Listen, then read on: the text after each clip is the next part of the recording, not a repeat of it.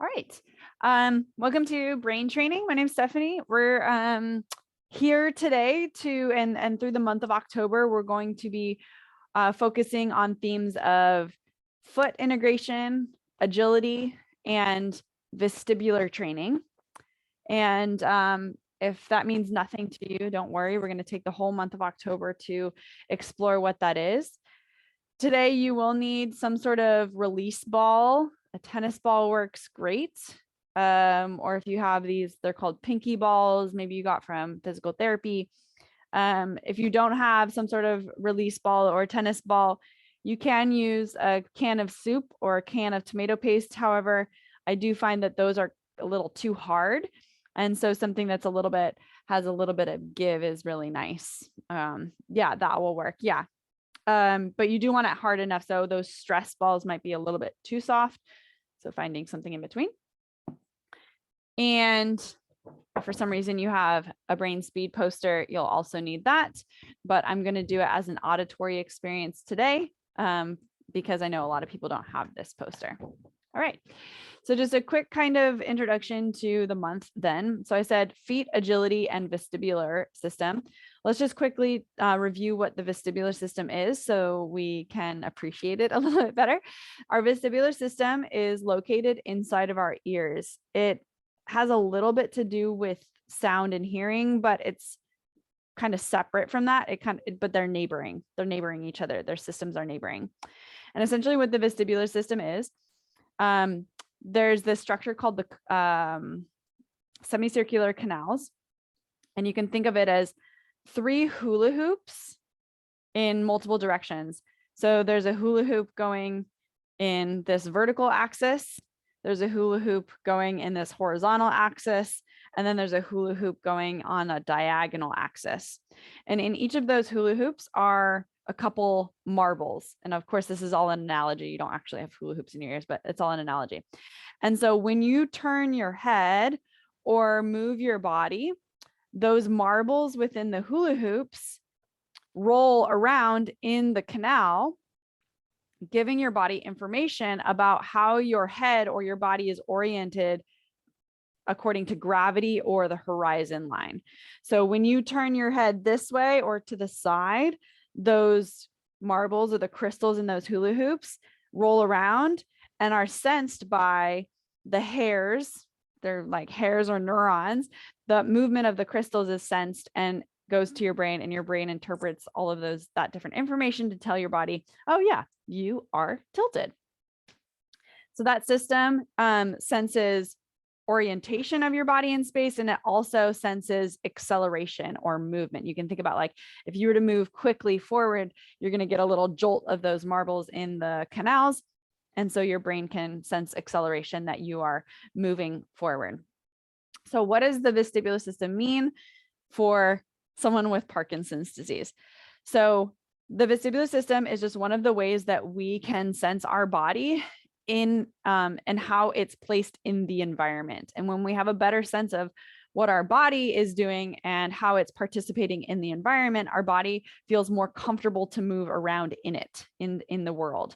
If we aren't perceiving our environment and our body in an organized way, we're going to probably feel less confident in movement and maybe have shorter ranges of motion in our movement and not feel comfortable fully expressing and extending our limbs. All right. So when we can integrate our vestibular system, we're going to have more fluid movement, more comfortable, confident movement, and hopefully, especially with Parkinson's, we want to have, like I said, more fluid movement, the fluidity is what I'm looking for. In addition, that sense of our environment, understanding our environment around us helps us be more agile. So if you're walking down the street and all of a sudden, I don't know, you're walking down the street and there's something in your way, there's a stick, and you quickly see that there is a stick in your way and you're able to either scoot off to the side or step over it. That sense of your environment is going to help you not trip on the stick. It will help you perceive the stick and then either walk around it or walk over it. And then kind of the last bit, we're talking about foot.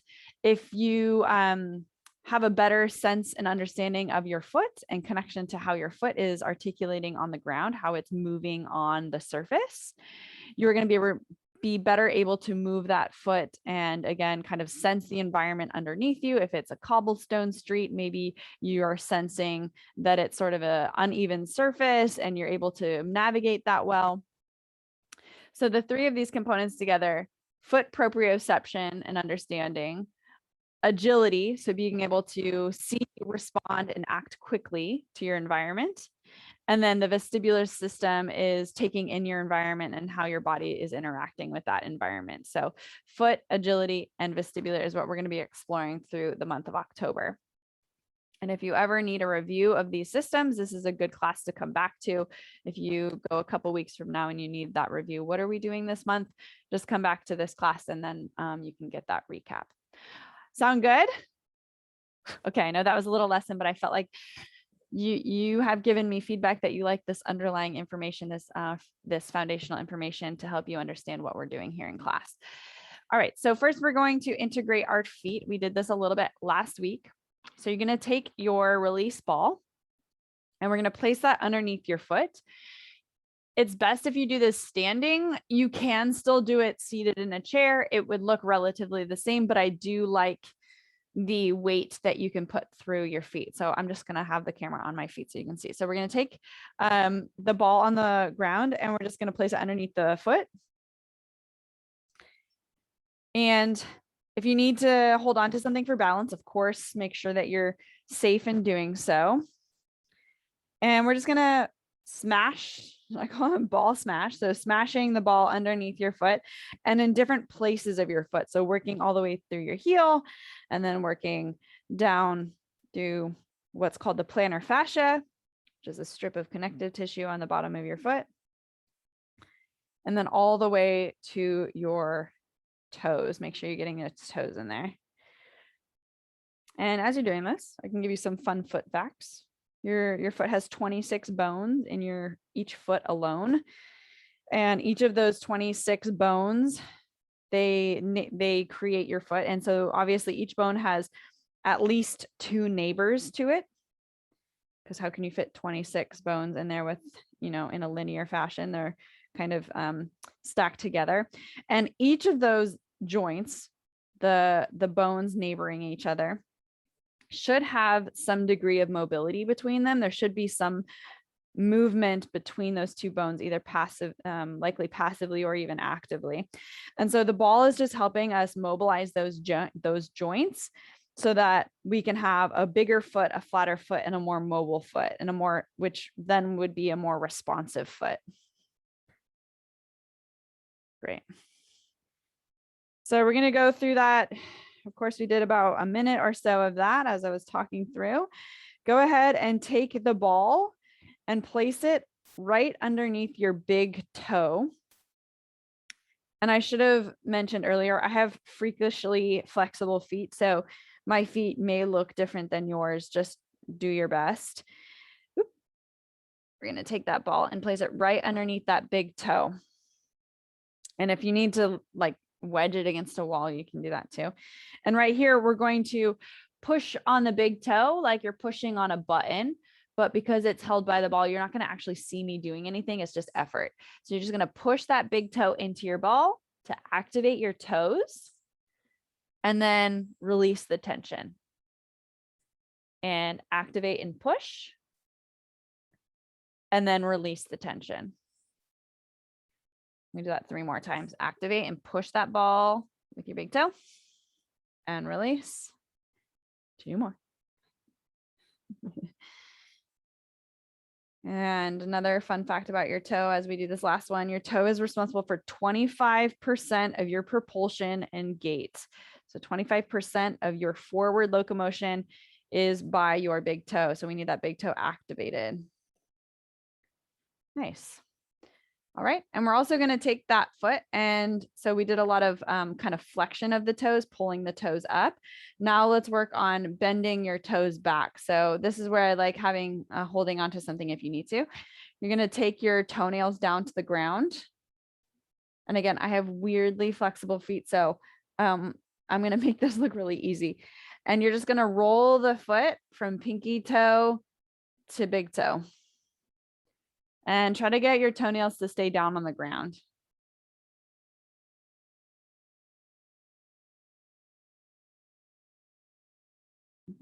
And if you want a little bit more kind of pressure in that, you would pull the leg underneath you more and put more weight through it. And it may be a little uncomfortable, but it shouldn't be super painful. So if it's like so painful that you just want to quit, maybe you shouldn't be doing it, but it will be uncomfortable for sure. Good. And then go ahead and just stomp that foot down on the ground, getting some vibration up the leg and feedback into the foot and ankle.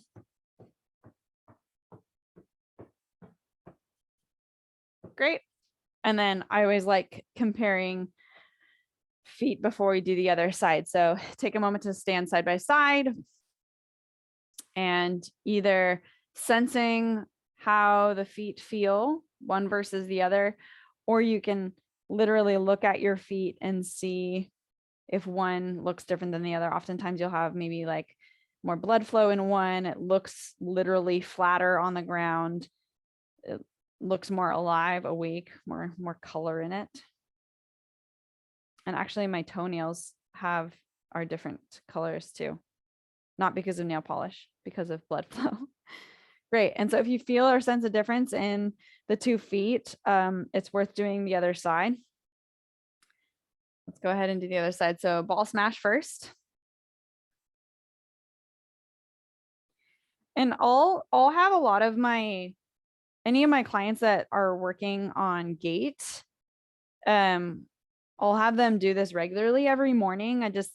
They have a tennis ball that's next to their bed. Obviously not in a place that they trip on it, but they get out of bed and they just do this first thing. They wake up their feet. So that way, even when they're starting to walk around the house, they have more integration of their feet from their waking moment. You could do this while you're making the coffee.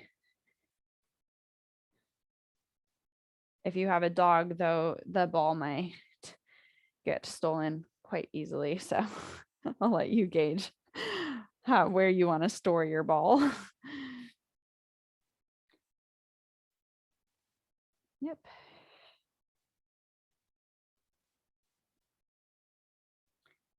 Nice. So we're just going to go all the way down the line, all the way to the heel. And yeah, your heel does move. Your heel bone does move. And then make sure that you're getting all the way to the toes as well. And if you have a spot in your foot that needs a little extra love, of course, just hang there for a little bit and work that area. The important thing is that you're getting some blood flow in here and you're getting your bones to sort of ooze around the top of the ball. Great. Let's go ahead and find that big toe extension. And you want to try to get your toe as much as bent as possible. So if you're like way out here, I mean, maybe that is hard for you, but try to get up as close as possible. And then we're just going to do those isometric presses. So push the big toe down into the ball. And then release. Push the big toe down into the ball. And then release. Push the big toe down into the ball. And release.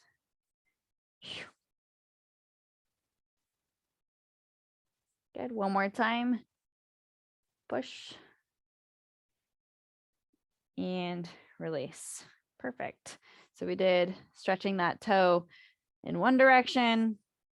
Go ahead and wiggle your toes. That's kind of nice to see, like, oh, what did that give me?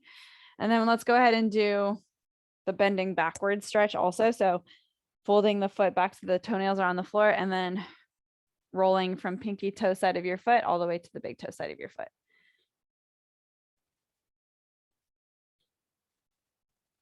And you can even do like circles. I know I didn't do that on the other side, but if you want to do some circles, you can get the ankle moving.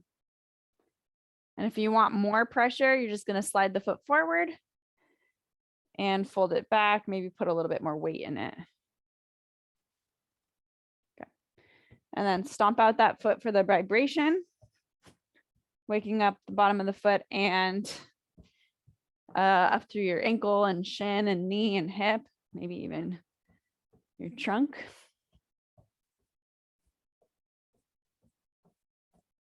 Good. And then let's stand with your feet underneath you and go ahead and just kind of wiggle around in your feet. So playing piano with your toes. See what that is like. Is that possible? I'm working on that one, being able to keep all toes down and lift the toe up. Ah. Yep. And then rocking forward and back in your feet. Can I dorsiflex, meaning can I pull the tops of my feet towards my shin? This is important for maintaining your balance. When you get thrown off balance, this is one of your first defense mechanisms for falling. Ooh, that would be a great theme. Okay, we'll do that. We'll do like fall strategies. That would be a good one. Good. And then go ahead and march. And if it feels good for you, you can jog or jump in place. Yep. Anyone that enjoys jump roping, that's another great agility and foot exercise. 4, 3, 2, and 1. Nice work. All right. If you're standing, stay standing. We're going to wake up your brain a little bit with our brain speed chart. If you have a chart, awesome. You may want to mute me during this version so that you can use your own chart, but I'm going to do the auditory version of it. So what's going to happen is I'm going to yell out right, left, or center. You're going to have to hear what I say, decide what that means, and then do an action that corresponds to each of those words. So right here, we're going to just do, if I say right, you tap out the right foot. If I say left, you tap out the left foot. And if I say center, you're just going to bring your arms up overhead. Okay. And you can do this seated or standing. Okay. I prefer, trying to do it in the posture that's most advanced for you. But you do what you need to do. All right. You ready? Here we go. Center. Right. Right. Center. Left. Right, left, right, center, left, center, right, left, right, center, right, left, center, left, left, right, center, center, left, and right. Nice job. Did you laugh at yourself?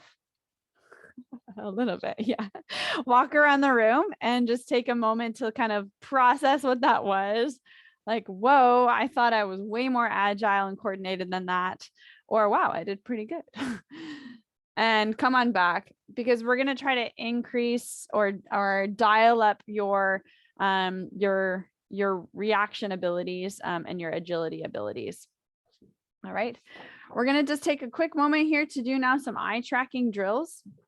Kind of get your brain, your eyes and your vestibular system online here. Go ahead and take a pen, a pencil, or your finger and just place it right in front of you. You can do this seated or standing. And we're going to warm up our eyeballs here. So taking your pen or pencil, we're going to cast it off to the left-hand side and follow your pen or pencil with your eyeballs only.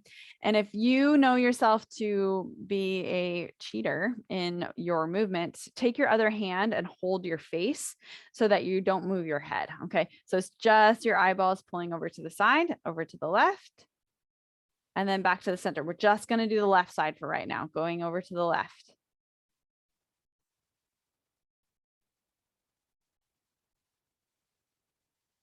Good. Make sure that you're pulling your eyes to the farthest corner of your face possible.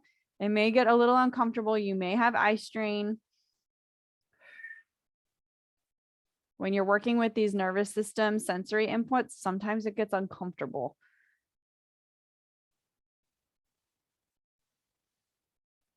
Good. Maybe one more time to the left.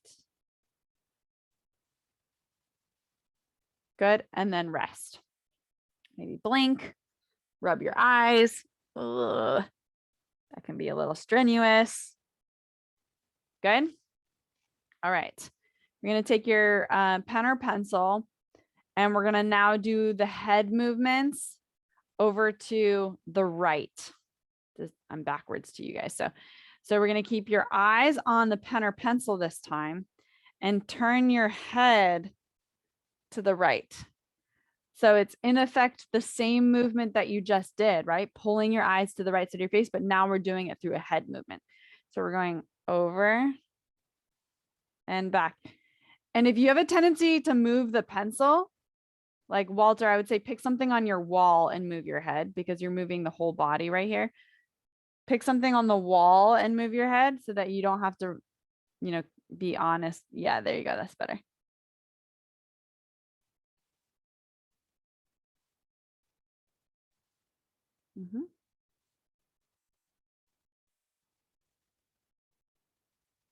Good. Maybe one more time. Just to that one side. Excellent. And then go ahead and release there. So we know, we've talked in the past that eye movements support body movements because your body is not going to go in the direction that it can't see. All right. So we're going to take this left-sided world right now.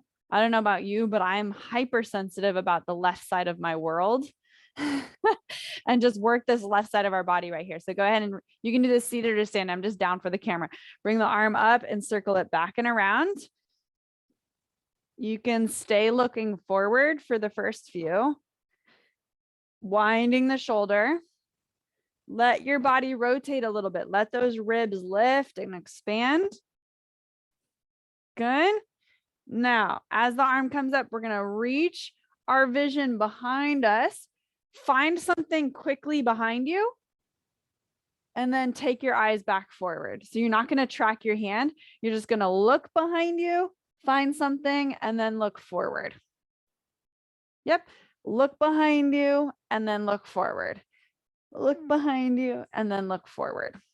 How quickly, oh, my arm's getting tired. How quickly can you focus on the front thing and the back thing?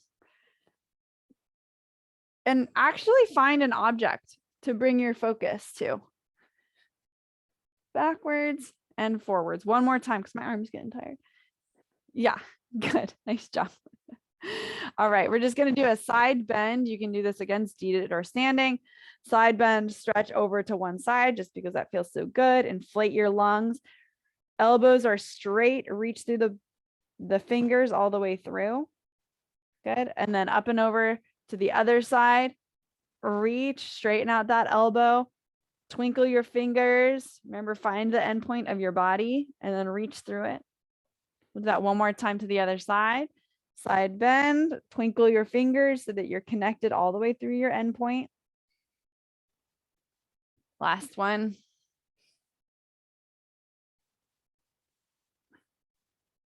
Good. And then bring it on in. We're going to do the same thing now with the right side of our body. Pen or pencil. And again, if you need to keep yourself honest, hold your face. Pulling your eyeballs to the right side of your face as far as you can. And then back to your center. Over to the right side of your face and back to your center. Great. Make sure that you're pulling your eyes as far as you can. Maybe take a pause on that end range and see if truly you've gone the farthest you can go.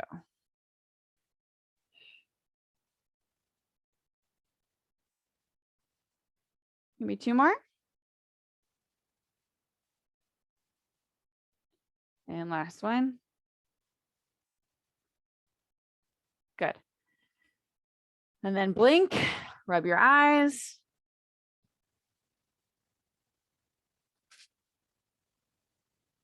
Yep. And then we're going to do the head turns. So in effect, we're going to be doing the same movement, you know, within the eye socket, but this time we're turning our head. Object out in front. Eyeballs stay locked on that object. If you have a tendency to move this arm, like I'll call you out if I see you doing it, use something that's on the wall that's not part of your body. Okay. So we're going to turn your head to the right, to the left for you, and then back to the center.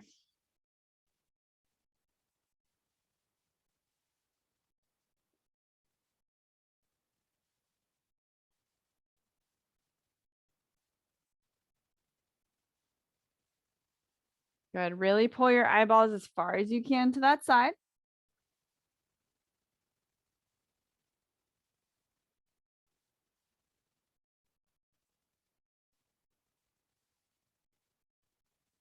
Last two-ish.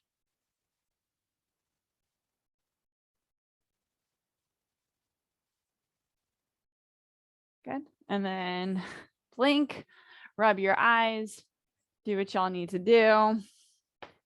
And then we're going to start swinging that right arm. So hopefully now you feel like the right side of your world has expanded a little bit. Yeah. Good. And then start to let your ribs expand and rotate. Good. And we're going to start to move those eyes. So you're going to look at something in front of you, look at something behind you, look at something in front of you, look at something behind you, and see how quickly you can make that transition between your front thing and your back thing.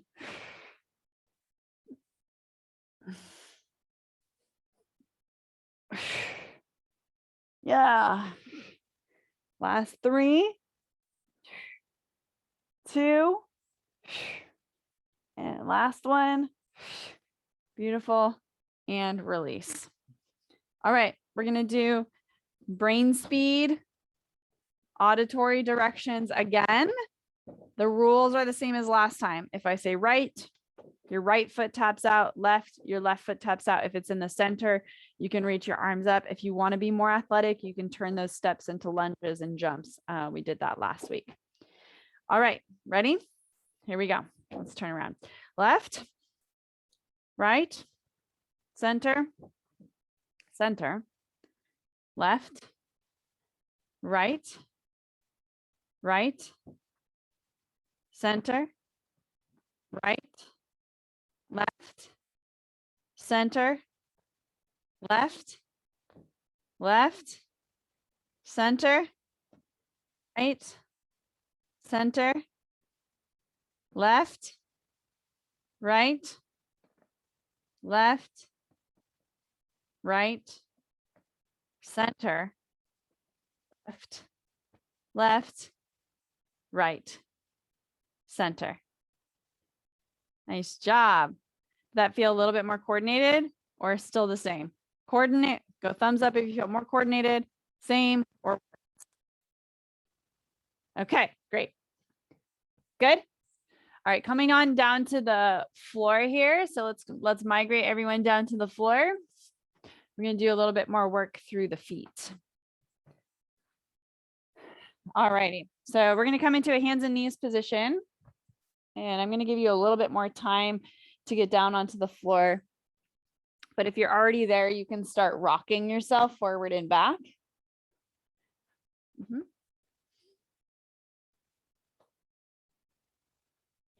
Great. All right. So right here, we're going to take your toes so that they're tucked underneath. So the toe pads are down. We did that stretch earlier, so hopefully it's not too aggressive. And then go ahead and sit your hips back over your heels to get some more pressure through the feet. Shift forward, untuck your toes, and then now sit back on your heels. So we're going to shift forward, tuck the toes and sit back, and then forward and untuck the toes and sit back. Good. I see a few of you already on it. So if that feels pretty simple to you and you want to move up a level, you're just going to do it without your hands on the floor. Can you tuck those toes to where you want them without having to put weight through your hands? Yep. Good. 2 more. Last one. Good. And then let's have you come onto your hands again. We're going to take, let's go your left foot. Let's take your left foot forward next to your hand. And I'll give you a moment to get there because I know some of us are a little less flexible than others. And if this feels really challenging, use a chair. So you're just here. Okay. Now we're going to do this a couple ways. I'm going to start simple and then I'm going to go more and more hands-on. You can choose where is appropriate for you. So right here, we're just going to shift forward. When you shift forward, I want you to specifically focus on the angle that this front ankle is making. All right. So can you press your knee forward and still keep your heel down? How far can you press that? And then stretch out of that. How far can you press the knee forward and still keep the heel down? Now, what I recommend you do too, because even if you do have pretty good mobility, this feels nice. Take your left hand and place it on kind of, you're going to grab like right here, like that, grabbing the bone. And so when you press forward, you're pushing down on that heel. Good. And we're going to do that a couple more times.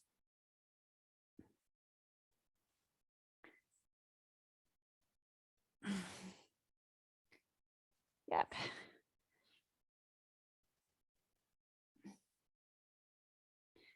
Now actively think when you bring your shin forward, we're going to actively try to pull the top of your foot towards your shin.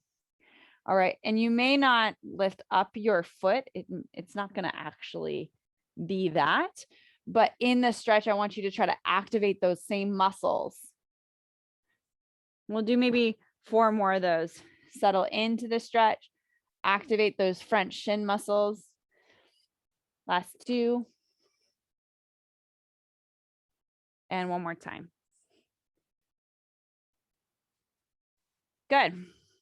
Let's go ahead and do the other side. So we get a hip flexor stretch and an ankle stretch all at the same time. So again, a couple layers to this. You get to kind of choose where it makes sense for your body. So just rocking forward and back. And then as best you can, maybe you bring that foot back a little bit and try to push forward into that ankle, keeping your heel down on the ground. And you may notice that one side feels better than the other, which is just simply an observation. I just like to bring that to your attention so that you have more body awareness. And then if you want to add that little over pressure in your heel, just pushing your heel down when you rock forward. Yep.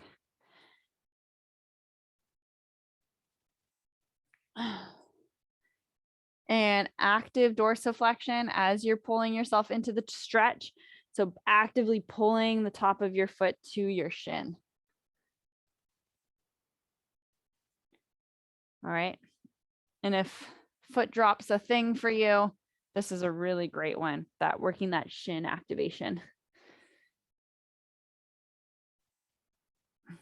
Maybe 2 more.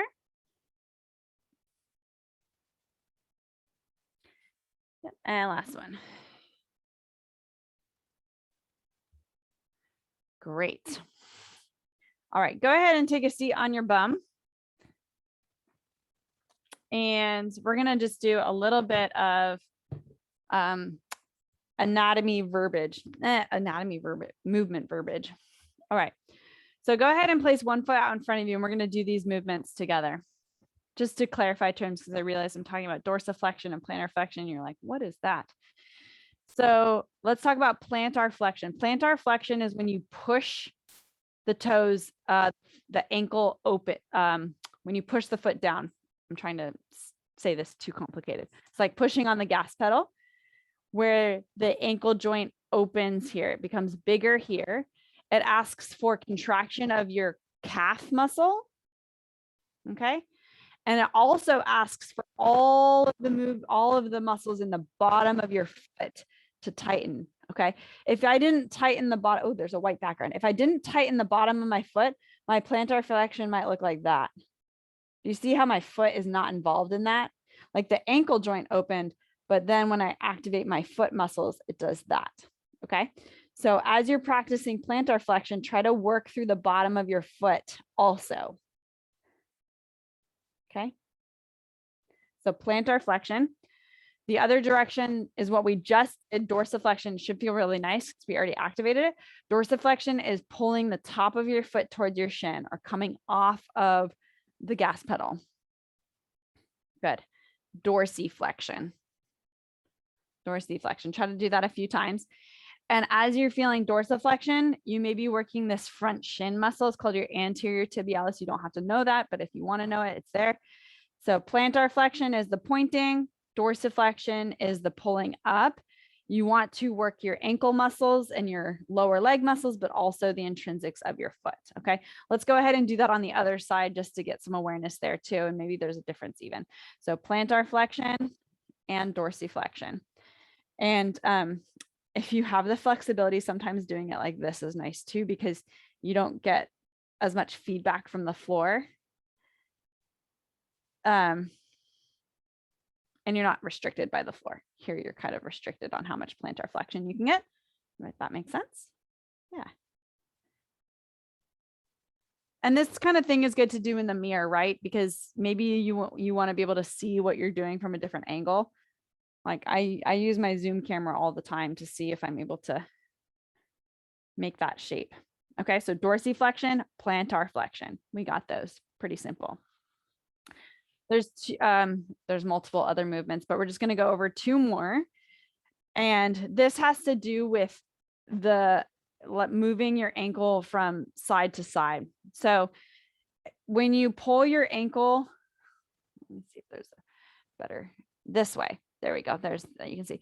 So when I pull the bottom of my foot inward, this is hard to bounce. Here we go.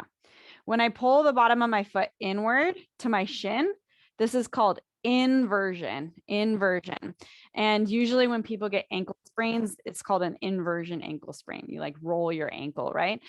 Now you might think, why, if that's like the sprained ankle movement, why would I ever want to pull my ankle into that movement? I'm going to show you in a second. So just inversion, and the other version is eversion, where we pull the pinky toe up to the side. Okay. And we get movement here. Now, this is different than a flat foot and a high arch. Okay. So just bear with me for a second. This is different than having a flat foot or a high arch. So if you're able to play with that, where you have inversion and eversion. So maybe the pinky side of the toe goes down on inversion, and eversion, you have the big toe side going down. Yep. And be careful that you're not doing this with your knee. Stabilize your knee and work through that. Okay. Inversion, eversion. Let's try the other side. Is that making sense? Yeah. Okay. Is this new or is this old news? Is this new news? You're enjoying this anatomy? Okay. So eversion is when the inside of the ankle is open and you're pulling the pinky side. You're working your posterior tibialis or your peroneals here on the side.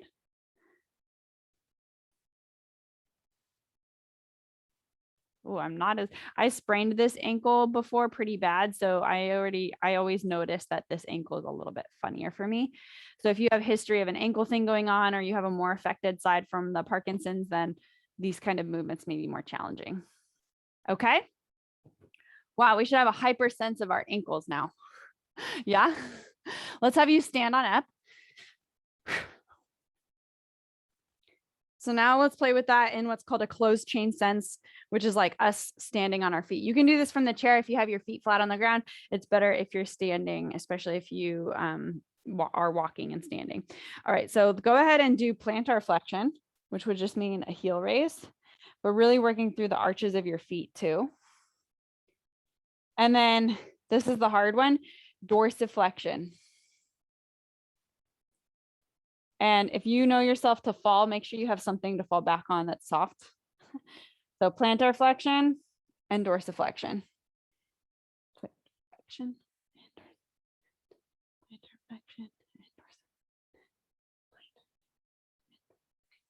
Great. So these are two big primary movements in the ankle. Now let's do the lesser known ones. The eversion coming onto the side, inversion, coming onto the lateral edges, the outside edges of your foot.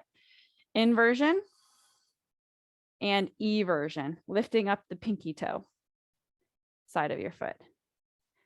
Yep. And I will admit, I am not the best at this. I do want you to watch how much are you doing this with the knees. I'd like the knees to be pretty steady and just work out your ankle joint. Okay.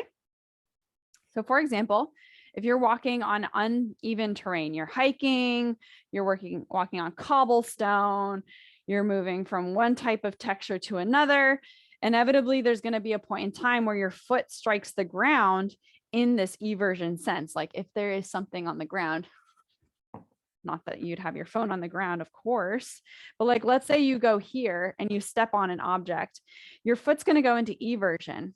If it's not prepared to be in that space, you're going to roll your ankle. But if you regularly practice that eversion, you're just going to go, oh, I'm strong in that eversion. I'm just going to roll through it. Okay. That's why it's important to go into eversion so that when it does get exposed in a spontaneous life moment, you're ready and prepared to do it. Okay. So we're going to go in circles now. So we're going to go one foot goes eversion, one foot goes inversion. Roll up onto the toes, roll over to the other side, and then into your dorsiflexion, which is really hard. And then around, up, around, and around, around, up, around, and around. Good. Let's do one more in that direction. And then go ahead and switch, roll through and around.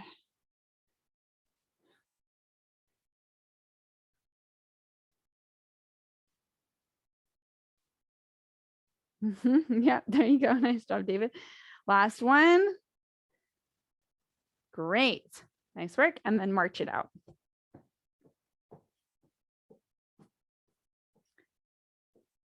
Cool. All right, go ahead and give yourself a little hop if that's for you too, or just some sort of bounce in the body.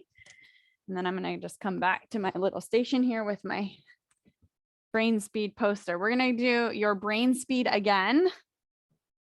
How do your feet feel? Your brain should be really connected to your feet right now and your ankles. All right, so we're going to do your brain speed. You can do the same version that you did last time. However, I'm going to up the ante for those that want it. Okay, I'm going to show you the up level. So instead of just a tap out to the side, we're going to do a single leg balance or a single leg hop. Okay, so instead of a tap out, this next one, if you want to up level, it's either a single leg balance or a single leg hop. And then you can come back down onto 2 feet. Okay, so it would obviously be hop on the left foot, hop on the right foot. And if you go center, we're still going to do the arms up towards the ceiling. You can hop with both feet and reach up with the arms. Any questions? Okay, good. All right, center. Right foot. Left foot. Right foot. Center. Left.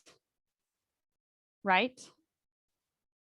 Left, right, center, left, center, right, right, center, left, left, center, left, left, right, center, center, left, right. Good. Nice job. And then walk around your room real quick. Laugh at yourself, smile at yourself. Was that harder than you thought it would be? Was that easier than you thought it would be? Or you're not sure what it would have been? Good. We're going to do a VOR drill and we'll do the agility one more time. VOR just means the head turn. So bring your object in front of you or find an object in front of you to work with, pen or pencil.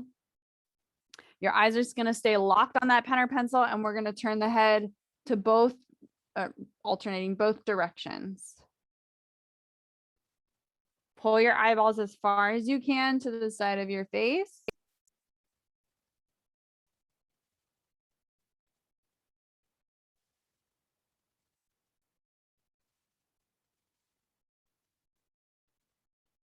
Maybe take a moment on either side to go, okay, am I truly at my end range?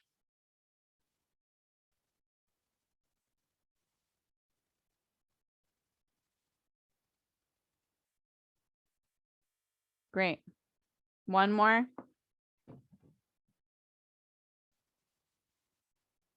Good. Perfect. All right. One more time for the auditory cues. This is like, hey, watch out, jump to your left. There's a puddle, right? Someone's yelling at you. So you can do, you can do this, remember, seated or standing. You have the option of just doing the taps or doing the hops. Okay. It's, you know, I know there's a variety of fitness levels in here. All right. So we're going to go left, right, center, center, left, right, right, center, right, left, right, center, left, left, center, right, center, left, right, left, right, center, left, left, center. Good. Nice job. Walk around the room, see how you feel. Check in with your gait as it compares to maybe your normal gait that you would have in the morning. How's your stride? How's your articulation of your foot on the floor? Maybe you're particularly aware of your big toe in push off, getting a little bit more hip extension or a longer stride.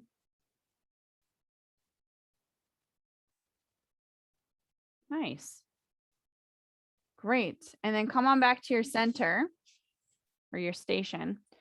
Let's do a nice little reflection here at the end of class. Find a comfortable position. I'd recommend doing this in a seated position, or you can lay on your side or on your back. Find something comfortable. If you want to turn off your camera for this portion of it, you're more than welcome to do that. And we're just going to sit quietly for 2 minutes to reflect on the past hour of class, all that information that we learned about the foot and the vestibular system and agility. I'm going to mute myself so I don't disturb you, but we'll go for 2 minutes.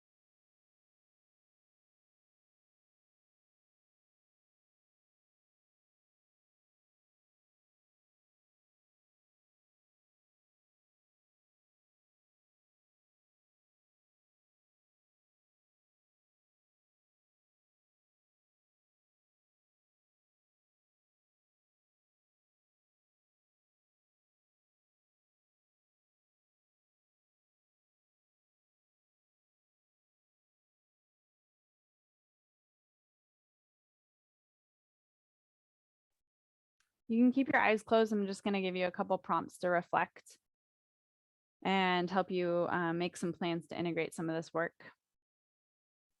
Think about a time in the day that you might be able to do some of those foot mobility drills. I prefer them to be, or I encourage them to be kind of first thing in the morning so that you're integrated from the get-go. So what would that look like? Where would that ball live in your home? If you habit stack that with something else, that just means you do that ball rolling either at the same time or right before or right after something. When you habit stack something, you're more likely to do that thing.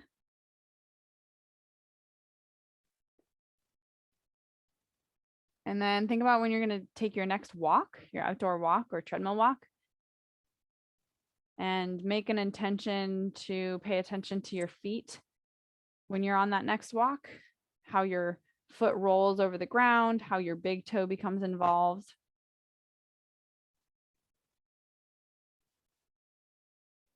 And then also on that walk, I encourage you to obviously, be safe, look where you're going, what's on the ground, but also take a few moments to maybe stop walking and just take in the surrounding environment, which will help you feel more at ease and more comfortable.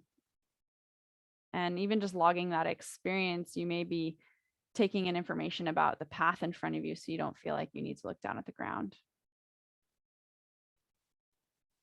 Take a deep breath in through your nose and exhale. Nice work, everyone. I'm going to turn off the recording and you're more than welcome to unmute yourself, and we'll open up the floor if you have any questions or things experiences you want to share from today.